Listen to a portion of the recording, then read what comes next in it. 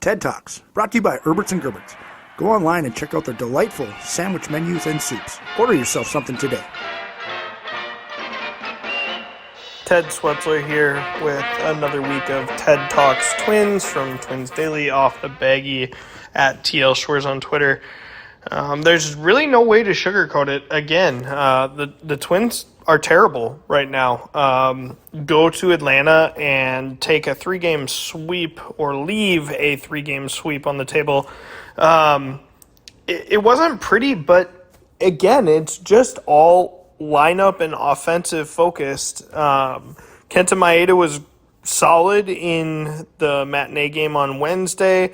They only gave up 4 runs in the opener. All of these games were decently pitched. Sonny Gray left the first game of the series with the Twins in position to make noise. Emilio Pagan comes in and gives up a home run. Actually, I believe a pair of home runs, but the lineup just cannot figure anything out, and the team cannot get out of their own way to find some momentum. Last week, you split a series at home against the Red Sox. You take a series on the road against a Detroit team that you dropped 3 out of 4 to at Target Field.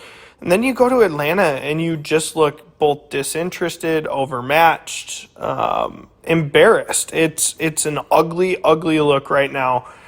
Left-handed pitching has dominated this lineup. They cannot hit left-handed pitching. Byron Buxton, Carlos Correa, that's a problem. Those two should be crushing left-handed pitching. They now have a day off before going to Baltimore for 3. And the Orioles are one of baseball's better teams as well. So getting out of there with a series win or even hanging on to the division for the next week or so at this point looks potentially bleak. Their half game or their lead over Cleveland at this moment is gone. They're tied with the Guardians atop the AL Central. Cleveland does yet play Wednesday evening, so that could change, but they could overtake the Twins for the AL Central lead for, I believe, the first time this season.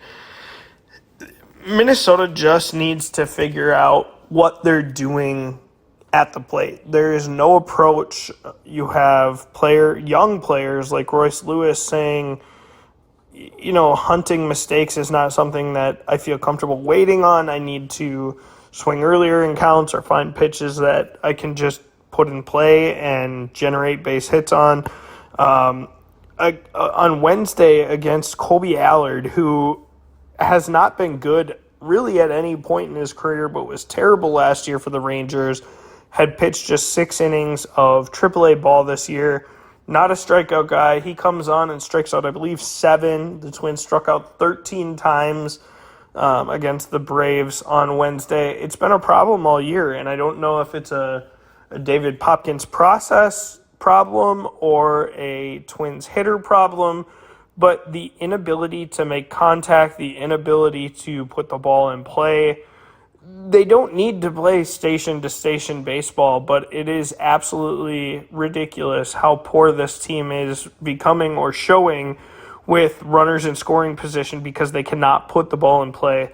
Minnesota went 0 for 23 with runners in scoring position against the Braves during this series. They can't help themselves out, and regardless of how good pitching has been for this team, and it has been great, they just on a nightly basis or a daily basis are not giving their starting pitchers any ability to have a lead to hold on to or a belief that, giving up more than a run or two is something that the lineup can overcome. We're roughly a month from the trade deadline, and while Minnesota should still be in the hunt and should find themselves looking like buyers at the deadline, this can't go on for another month if they want to be there at that point. So they really have to find answers and quick. We will check in next week.